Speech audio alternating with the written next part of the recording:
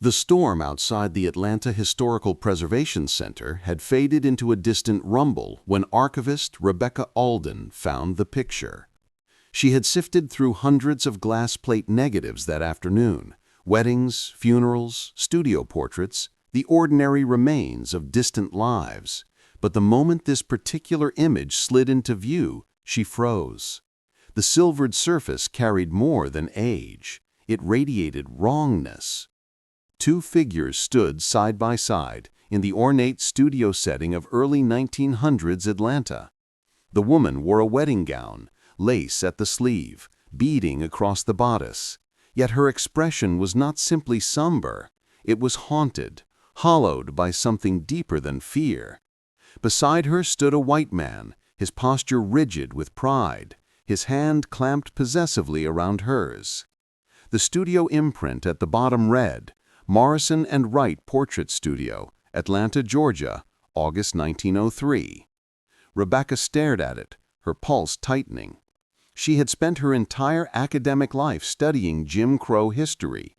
She knew the laws, she knew their cruelty, and she knew this. In 1903 Georgia, interracial marriage was impossible, illegal, unthinkable. So why did this image exist? A heaviness crept into her stomach as she flagged the plate for high-resolution scanning. Something in that frozen moment whispered, not loudly, but like a breath through cracked wood, "Look closer." 2 weeks later, sitting alone under the soft hum of her office lights, Rebecca opened the enhanced digital files. She zoomed into the woman's face first, wide, unblinking eyes, lips locked in a strained stillness. Then the jewelry, delicate, expensive, out of place against her frightened posture. Then the man's hand, stiff and controlling.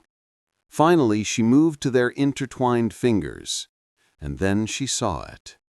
A subtle positioning of the woman's thumb and forefinger, small, almost imperceptible, but unmistakably intentional. A shape not created by chance, but by desperate precision.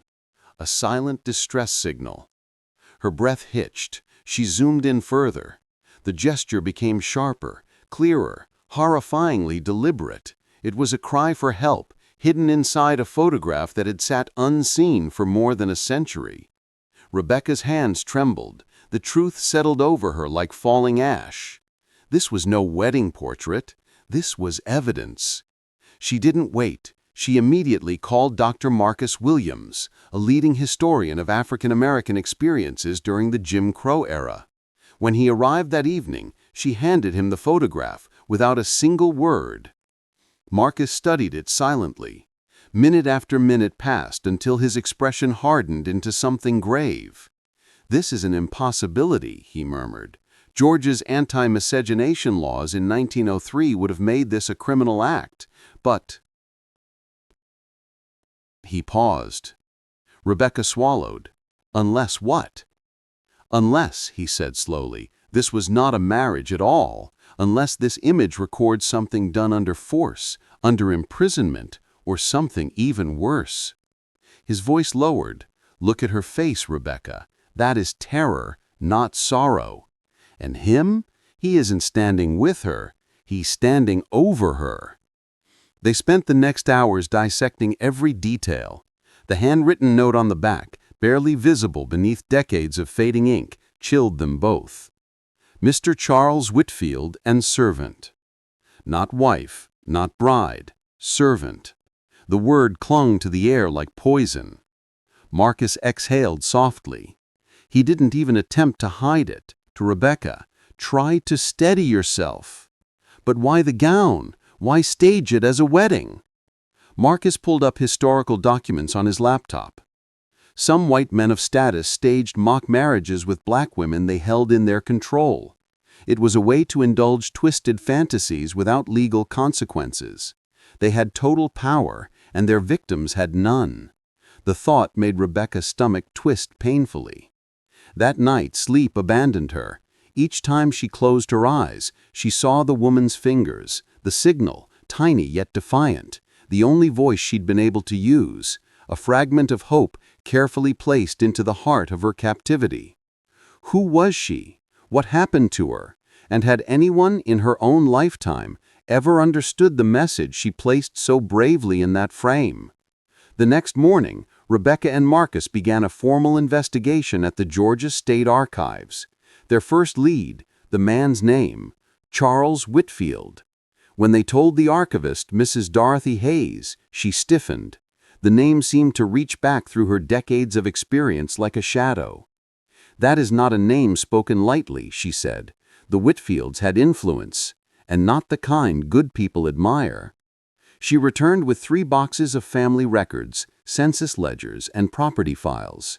The 1900 census documented Charles Whitfield, age 28, wealthy, residing on Peachtree Street, large household staff, all black, all women, ages 14 to 30.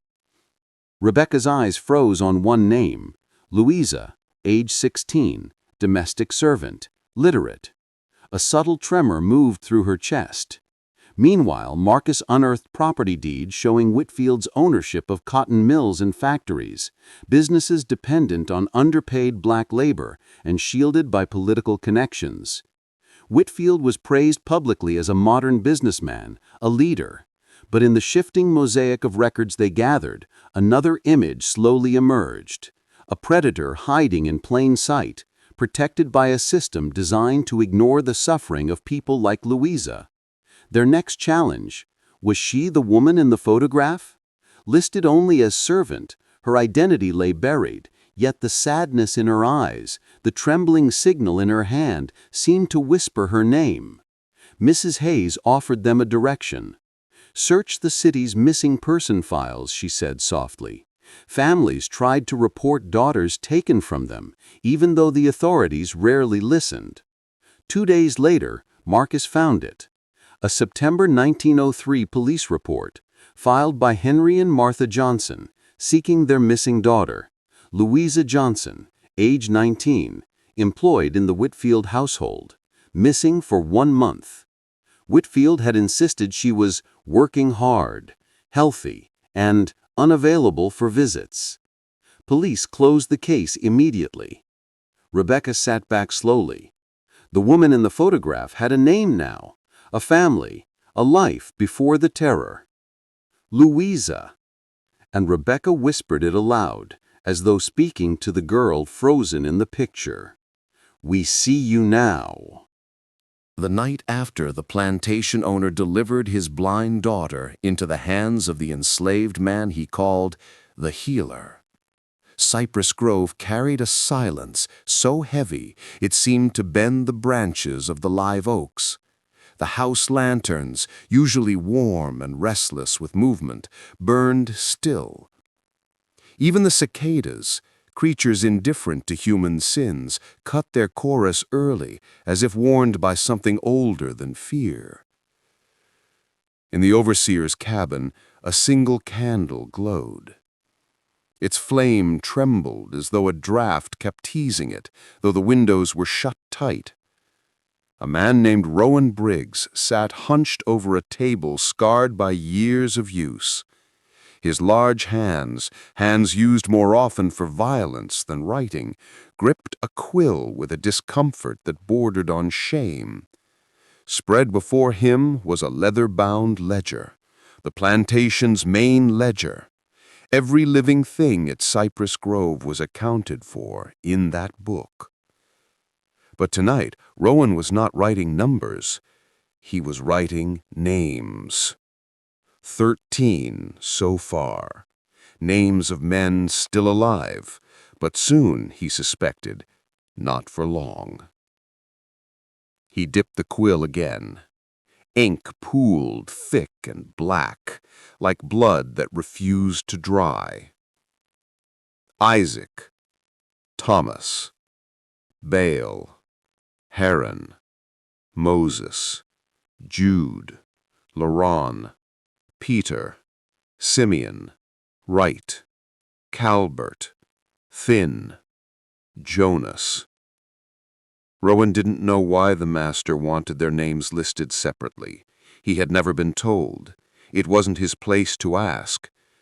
But he knew something was wrong. No plantation owner needed a private list of 13 enslaved men, particularly not 13 men who had been ordered, one by one, to report to the abandoned smokehouse at the far edge of the grove. Rowan had followed one of them earlier, a man named Jude, strong and quiet. Jude had walked with the solemnity of someone marching toward the gallows. He didn't run, didn't beg, didn't shout. Rowan had watched him disappear into the smokehouse, the door closing behind him with a low groan. He had not seen him come back out. Now, Rowan stared at the ledger. The quill trembled in his fingers. If the master catches me snooping. He paused, then struck a line beneath the last name, as neatly as he could. He would leave it blank for the 14th, whoever it would be. Outside, a gust of wind rattled the shutters. Rowan wiped his brow. Sweat stung his eyes, though the night was cool. What in God's name is he doing? And with her? He thought of the plantation owner's daughter, Eliza, a woman of 27 who had been blind since childhood, quiet, polite, distant. Most days, Rowan forgot she even lived on the property. She walked the edges of the veranda with her cane, never speaking unless spoken to. The slaves called her Silk Ghost. She drifted like something that had lost its body.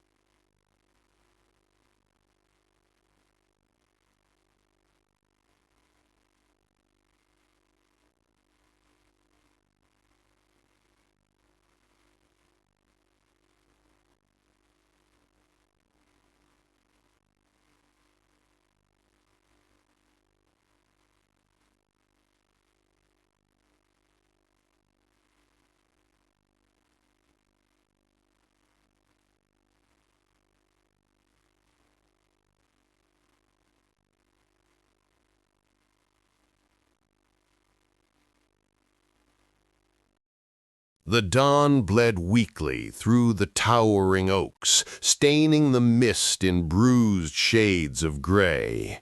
Rowan's horse faltered under the weight of Thomas, who still trembled from the smokehouse ordeal.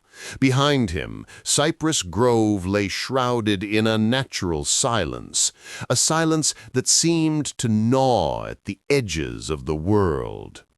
But it was not silence that haunted the plantation. It was watching.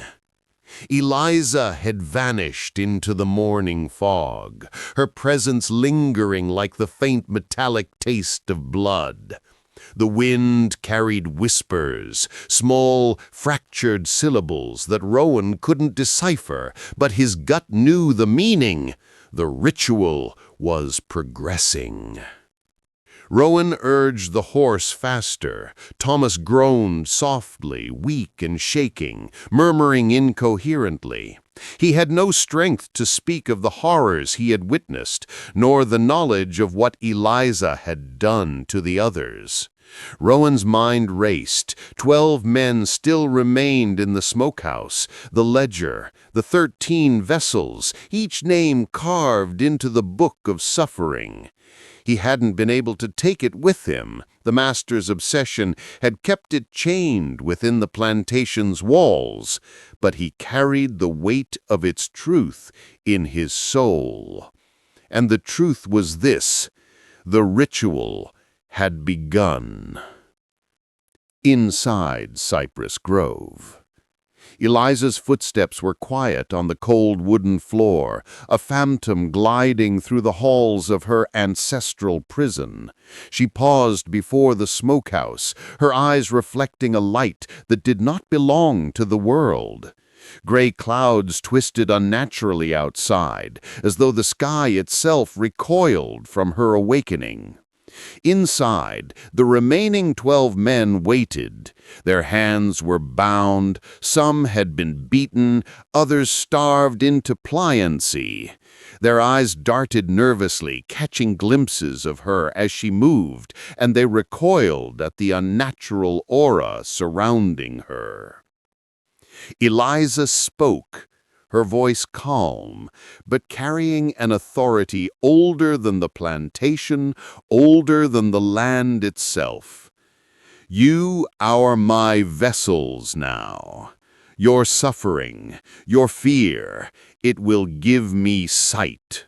Your strength will become mine, and when I see fully, nothing in this world will escape me, not him, not you, not the shadowed corners of this cursed place. Eliza, please, it doesn't have to end this way. Thomas whispered from the floor. It already has, Thomas. It has already begun. And with that, the ritual took shape. She raised her arms slowly, the mist curling around her like serpents. Her pupils dilated, the gray of her eyes dissolving into an unnatural silver. Each of the men could feel the pull of her will, an invisible tide dragging their strength, their life, their very essence into her. Bale screamed as his muscles stiffened unnaturally, his body shaking violently, as though unseen hands gripped him from inside. Isaac tried to resist, but a sharp, invisible force tore through him, leaving him trembling and hollow-eyed. One by one, the men fell, their cries swallowed by the fog and the cold oak walls of the smokehouse. Rowan, outside, heard the echoes and knew there was no saving them. No matter what he did, the plantation had already claimed them for Eliza. The master's horror. Inside the master's study, Charles Whitfield paced. The book of ancient rituals lay open before him. Ink faded, but words seared into his mind. He had been sure that by performing these acts, he would control Eliza, bend her awakening to his will. But he miscalculated. Through the windows, he saw the mist swirl unnaturally, dark forms twisting inside the smokehouse. And then he felt it, the pull. A presence so overwhelming it made his blood run cold. "Eliza!" he whispered, voice quivering for the first time in decades. He had always been untouchable, a pillar of society. But now society itself felt distant and powerless against the force that had awakened in his daughter. The door to the smokehouse burst open. A figure stepped out, but it was no longer Eliza, the blind girl he had dominated. This was something else entirely, a being radiant with impossible light, eyes piercing silver, hair drifting as if moved by an unseen wind. She did not walk, she glided. Her gaze alone felled men without touch, and he knew immediately he had unleashed a power beyond comprehension. "Eliza!" he whispered again, but the name sounded wrong. "I see everything now, and I have no use for you." Her arms extended, fingers curling slightly. Whitfield's knees buckled involuntarily. He could feel every secret, every weakness, every act of cruelty he had ever committed radiating outward, exposed, laid bare to her omniscience. He screamed. Outside, Rowan struggled through the fog, unaware of the ritual's full horror. But he felt the land trembling beneath him, trees bent as though alive, groaning with the release of centuries of suffering. The ground itself cracked, splitting along the lines of long-forgotten injustices. From the smokehouse, a sound unlike any Rowan had heard emerged, a low, resonant hum rising into a shriek. The 12 remaining vessels, once men, now shadows of themselves, were pulled entirely into Eliza. Their forms dissolved into silver light that streamed into her eyes, and with a final ear-splitting roar, she turned that power outward. The mansion shook. The master stumbled backward as floorboards cracked under invisible weight. The walls warped, windows shattered, as if the world itself was being rewritten. Rowan could see the flames erupting from the chimney, though he knew no fire had started. Smoke, ash, and energy poured out, consuming everything in its path. Cypress Grove itself seemed to inhale and exhale, taking in the corruption, the cruelty, the centuries of abuse, and vomiting it into oblivion. He fell to his knees, watching as the silhouette of Eliza hovered over the plantation, her form expanding with every heartbeat. And then the world went white. The silence after. When Rowan awoke, the sun was high and the air smelled faintly of iron and salt. He was lying on the outskirts of the old plantation, the soil scorched beneath him. Cypress Grove was gone. Not a tree remained, not a building, not a trace of the smokehouse or the mansion. Only ash, dust, and a faint shimmer in the air where the plantation had once stood. He stumbled to his feet, heart pounding, trying to call out, but no voice emerged. Rowan knew immediately Eliza was gone, or perhaps she was everywhere. The ledger, the book, the 13 names, they were all consumed. No one survived to tell the story except him. Only he could remember, because somehow the ritual had spared his life, but left his mind seared with images no human should see. He walked away from the ruins, leaving the scorched land behind. Somewhere, far above or within, Eliza's presence lingered. A shadow, a guardian, a predator, perhaps a god. No one would ever rebuild Cypress Grove. No one would ever find the smokehouse or the evidence of what had occurred. The world would forget, but not entirely. Rowan would remember. The ledger would live on in memory alone, a record of cruelty, defiance, and unimaginable power. And in that memory, Eliza's final gift remained, the third sight, the vision of everything